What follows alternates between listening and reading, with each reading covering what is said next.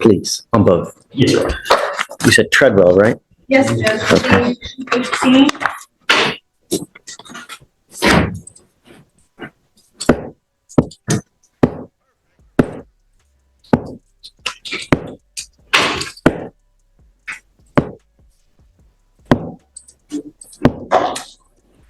You are on bond for a DWI, and now you've picked up another. Double DWI while out on bond. That's not just a lapse in judgment, that's flipping off the entire justice system. Do you think bond should be revoked instantly in cases like this? Yeah.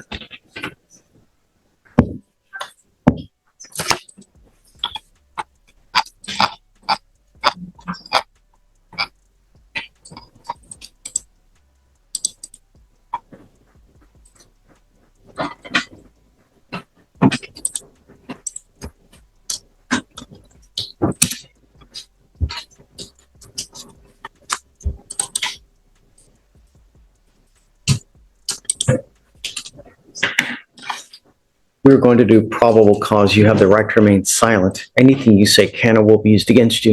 You have the right to have an attorney present. If you cannot afford one, one will be appointed to you, man. Yes, Judge. On October 23rd, 2024, the officer was dispatched to a major one-car vehicle accident in Harris County, Texas. The officer made contact with a witness who observed the motor vehicle had left the scene but was still blocking a moving lane of traffic and had struck a school zone signpost. The officer also observed the defendant's motor vehicle had crashed in the direction moving against the flow of traffic, and the witness identified the defendant as the driver. EMS saw the defendant in the driver's seat of the crashed vehicle with her feet sticking out and the engine still running. Upon contact with the defendant, the officer observed bloodshot eyes, slurred speech, and unsteady balance on the defendant's person, along with a strong odor of an alcoholic beverage, and general disorientation and slow responses. When asked about the accident, the defendant stated she may have fallen asleep but did not remember the crash occurring. The defendant admitted to drinking and consuming Adderall, and she said that she was the sole occupant and operator of the motor vehicle. The officers recovered 2 open alcoholic beverage containers from the passenger side floorboard. Drinking while driving? Yes, Your Honor. And 4 unopened containers. Standard field sobriety tests were performed. HGN 4 out of 6, walk and turn 8 out of 8, and 1 leg stand 3 out of 4. A blood warrant was drafted and executed. And Judge, on the first DWI, the lab results came back as 0.286. That number is mind-blowing. For context, 0.08 is the legal limit.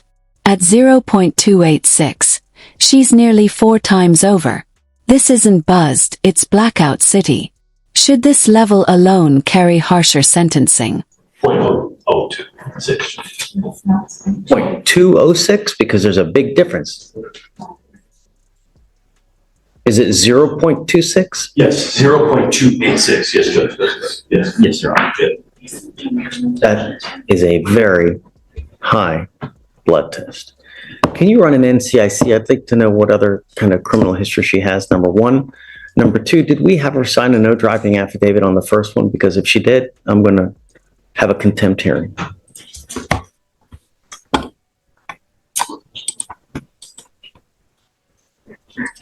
I don't see a no driving affidavit on file, Your Honor. Yeah, well, her driver's license wasn't eligible though on the second DWI. Probably because of the first and the ALR. Ms. Treadwell, I want you to be perfectly clear about something. I'm going to do everything in my power to protect the citizens of Harris County every single day. This is where the judge draws the line, and hard. His frustration is clear. But is a curfew, no car order, and dual ankle monitors enough to protect the public? Or is it too late? Someone dies because of a DWI in Harris County, and I will do everything in my power to protect my city. And if that means putting you in custody because you repeatedly flaunt our bond conditions, so be it. Now, I'm going to revoke your bond, and I'm taking you in. And now, if you do get out, you will have a strict curfew of 7 p.m. to 7 a.m. And I'm forbidding you from going within a car at all. You will now be signing an affidavit, and if I find that you drive, and I don't care what your reason is, I don't care if Jesus comes down and tells you he needs to ride to church. You get into a car and drive, I will have a contempt hearing. Every time you get into a car, it's up to 6 months in jail and a $500 fine. On one ankle, you will get a GPS monitor. On your other ankle, you're going to get a scram device, so I know that you're not consuming alcohol. As it stands now, I'm revoking your bonds and I'm putting them both at $25,000. Do you understand? She goes with you. Sit down. Hey, Hugh. Happy Halloween. Yes, happy Halloween. I like it. It looks good. I have Javier Galindo on docket. And if you remember the last time you took him in custody and wanted me to check with his sister, and I had a lengthy conversation with his sister. Everything's good. He can go live with her. She's a teacher, and then she's also getting her master's to become a principal now, and she's pretty Great. Yeah. So he's in custody. I was going to see if we can get him on a PR bond. I don't know, man. I don't. I think last time you indicated that you would let him out. That's why you wanted me to contact his sister and see if he had a place to go. She will take him? Yes. How do we get him to stop using? She told me that he's not, she has keeps pretty good tabs on She him. can hold him? Well, If he's, can you bring out Mr. Gallendo? and he really has it. So he's like a different person now. From that. He's clean? Yes. And so, Don must admit. yeah, You know? I don't think so. Yeah, that was probably no fun. Bill, Yes, sir. talk to me while we're waiting. Mayor Gonzalez, his mom, dad, and sister are all here in person today. I'm happy to talk to him. Yeah, I was going to ask, we were talking about the bond. I know the court will do a PR bond, but I was going to ask for a reduction. Are you mom and dad and everyone? Is that you? Okay, let me talk to this gentleman and then we'll talk to you.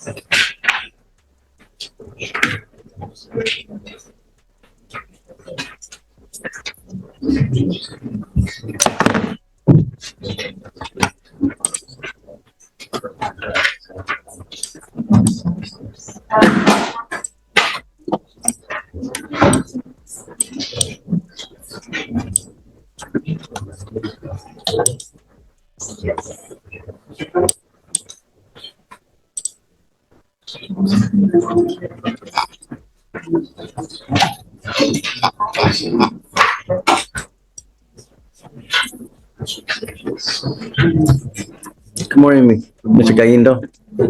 How are you? You look great.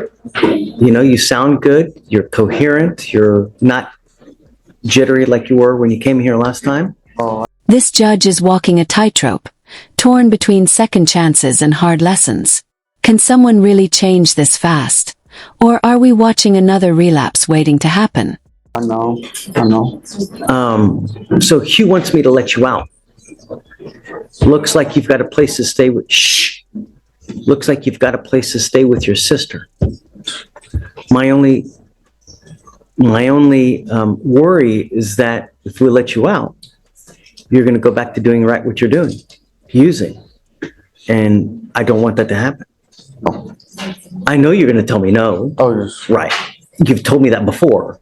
Right? Fool me once, shame on you. Fool me twice, shame on me. How do we get it to stop? Therein lies the rub. I don't want to keep you, but I know if I release you, you're going to go back to using, and you're going to use grandma as the excuse. That was just, Perhaps it's another excuse. Perhaps it's damn. saw Bambi and you're upset at the movie. Council recess. Did we have him T-Rast? What did it recommend? It says here, followed by anger management and defeat ratings. That's what needs to happen. I think that with what you're using, the frequency of what you're using, the best course of action is a treatment facility. Because we let you out. you're going to end up killing yourself. And believe it or not, I really like you. I want you to persevere, and I want you to become the great person that you can be, Javier. You know, I think that that's probably the wisest choice, to get him into a treatment facility. You know, I know that you want to get him out. Yes, I'm just I've done wondering. this before. Yes, but yeah, we're still, well, it's all pre-trial, so I don't know. I mean, is that something he can do pre-trial, or, I mean, can he do outpatient, or? I can't pay for anything. The only way I can pay for everything is if he's in there. If I let him out, he doesn't have a job, doesn't have a, anything. He's going to be unable to pay for anything. So therein lies the excuse. Well, I can't get it done. I ain't got no money. I ain't got no job. And then it spirals into the same thing. I don't know, Hugh. I don't. I think that the best course of action is to get you into a treatment facility, Mr. Gain. I'll stay with my sister. I don't drink over there. I don't do nothing. I'm staying with my sister. She's a teacher. She don't let me drink. She don't let me do nothing. Yes, she, As if you're going to listen to her. Yes, of course I listen to her. She's all I have. I listen to whatever she says. I babysit her son. it seems, With him before. I wasn't with her. I wasn't staying with her. Living. Just being bad. And friends, whatever. We're friends. Street. Yeah. But I'm with my sister now. she seems like she has a pretty tight grip on him, from speaking with her. You could get her number.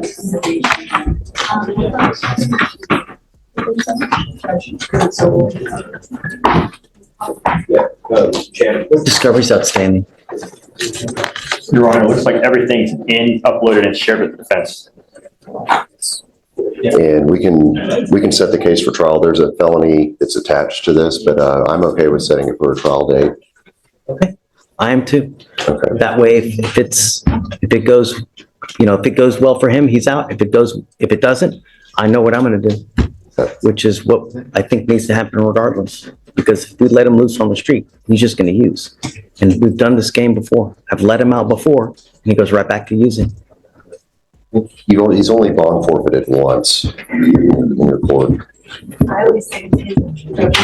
I know one time's too many, but I know that it's not like he's been a recurring issue. This is the only time that he's had an issue with with the drug testing. Thank you. Let me think about that. All right, Mr. Goodman, like this one. Okay, you speak English? Yes. Come up. They can all come up. Yeah, all y'all. They can all come up. The more the merrier.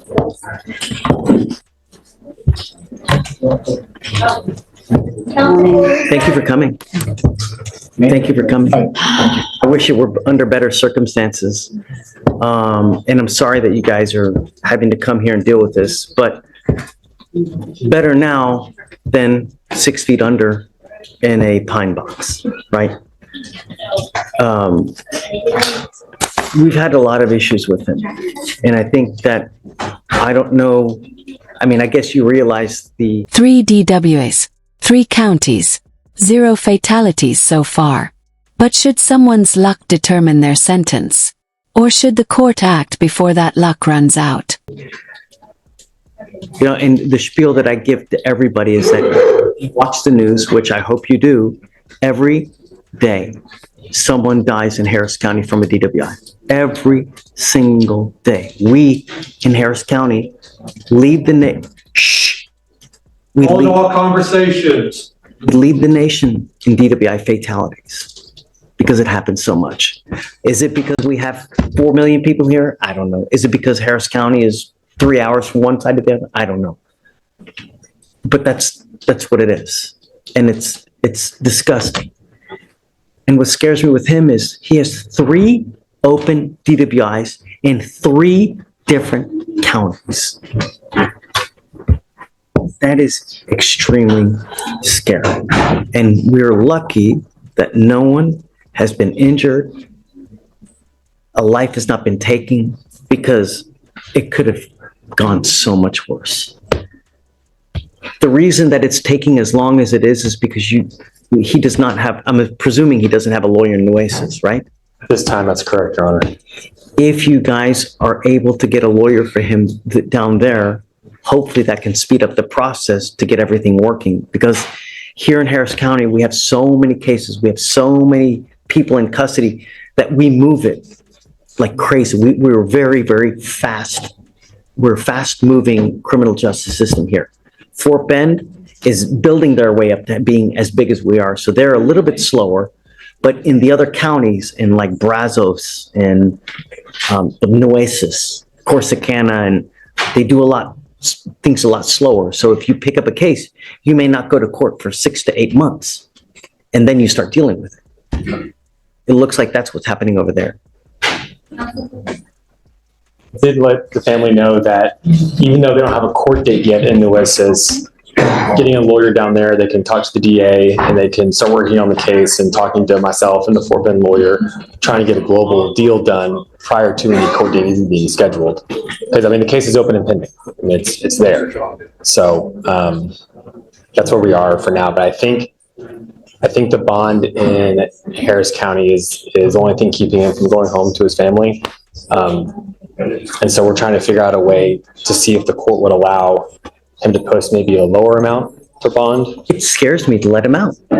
It scares me to let him out. He's repeatedly shown us that he refuses to comply with bond conditions. If I let him out, what's going to happen? Is he going to pick up a fourth? Well, I know you're going to say no, but history tells us otherwise. Sam, but I see where you're going with that. But my son is a 21-year-old kid. He's still a kid to me. And he messed up 3 times. Yes, he did. But he's ready to come out and do right with society and do the way he's supposed to. He's going to come out. He's going to live with me. He was out there living in Corpus because he turned into a welder. And I never agreed with him. I told him, I said, I don't like that for you. I'm a roofing contractor. He's going to be living under my home. And he's going to be staying with me. And I will be giving him a ride to wherever I need to take him to get his stuff straight. That's what I have, and that's what I want from him, and I know that's what he wants too. He's not a bad kid like that. He's not like what we're writing him off to be. And I see your position, and because you're telling me about all these fatalities and stuff, but that's not my son. Twice he was caught. He was parked. 150 times I tell you at AA that you're probably going to kill somebody. Of those 150 chances, he got 2. He decided to stop and pull over and he didn't crash with anybody. Yes, he got caught 3 times. But he's ready to not ever drink again. How many times has he not been caught? He's young. He hadn't been drinking. He hadn't been drinking until 21. Because he left and he was living on his own. He was living at my house. He didn't want to be here at my house anymore because he went out there to work. But he being a young kid, he lost his girlfriend. That we had a cousin of his committed suicide. So he had a lot of stuff going on in his head. But now this is real to him, and he's learned his lesson. He's ready to be out here, and he needs to come out here and start working. He's gonna work for me, and he's gonna make money to pay for all this mess that he got himself into. Right now, we're paying the price. He's in there. Yeah, why are you paying the price? Well, we're paying the price for him because he's my son, and I'll give whatever I have to get him out of there. Sorry, I really am.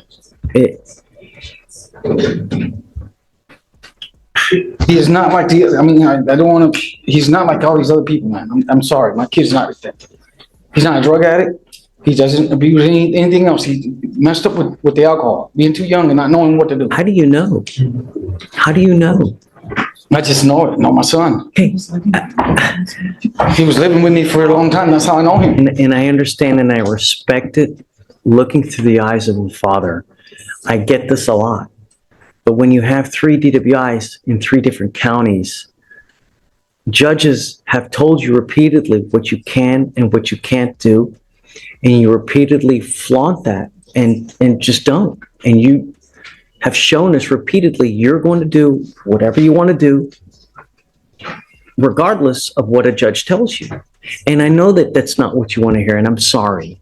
Because I don't like to keep people in jail, but my only concern is public safety. you know? And I know that you don't like to hear it, and it pains me to do it as a father myself as well. But I don't know how else to get him to realize that when you don't abide by court orders, this is what happens. And Judge, you read people, you see people, you've seen my son. See him, and I'm telling you, he's not gonna do this again. We want him out here so he can start working, he can work for me and he start paying for his stuff. He does no good to anyone in there. I mean, he does no good to anyone in there. But it does though, protects the public.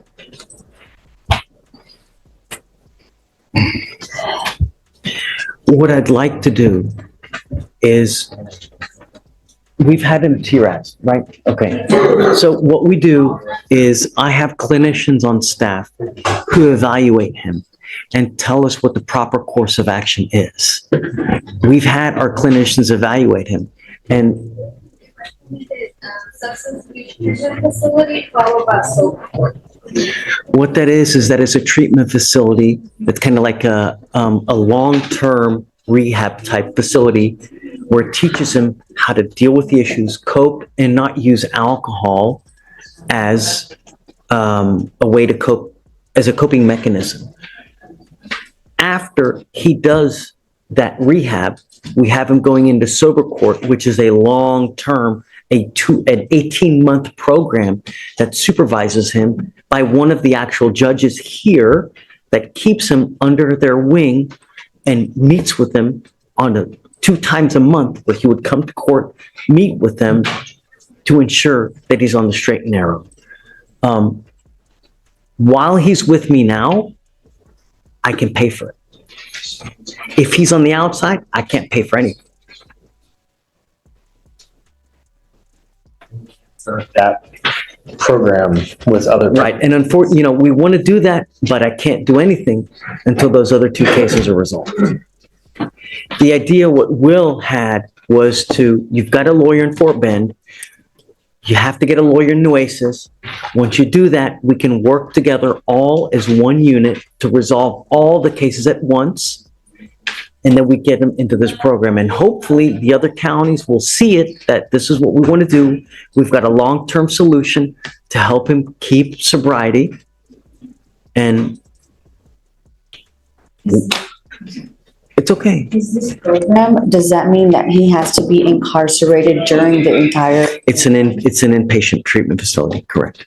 He would go from custody and jail here straight to the treatment facility. So he wouldn't be incarcerated, but he would not be released in between. He would go straight to the. It's not too terribly long. It's around a 6-month program, 6 to 8, 6 if you respond well. And after that, we let them out, and it's an aftercare program where he meets with us. He literally meets with the judge 2 times a month to ensure that he's on he's doing well.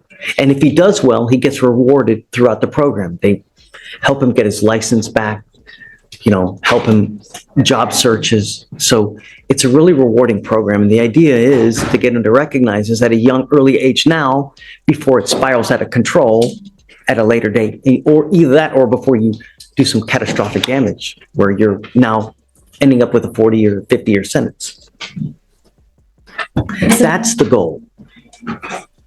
The treatment facility is called SATF, SATF. It's an acronym.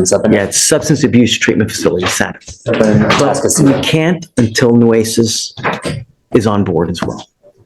I'll talk with the family more. This is rare. A $45,000 treatment and rehab program fully covered by the court. Do you think the system is being too generous here? Or is this exactly the kind of help repeat offenders need? You want to use all this money to get him out of jail. He needs a lawyer over there. The money, instead of getting him out, probably be better spent with a lawyer in Nueces, so that we can work all together to find a great resolution. Not just getting him out and hope he does well. We have the tools, and I can pay for everything for you. It's a $30,000 program that I'm willing to pay for you. Not to mention aftercare, which is probably another 15,000. So we are footing the bill for everything. But I can't do that if he's on the outside. Jones, Caleb, I know that it's not the answer that you want to hear, but it may be a blessing in disguise. You know, work with me. I want what's best for your son. We're not here just to throw away the key. We don't want to do that. We want to help him. Sometimes it's better in the long term to sit in there, get him in the facility, than to just put him out and throw him out there in the wolves and hopes that he does well.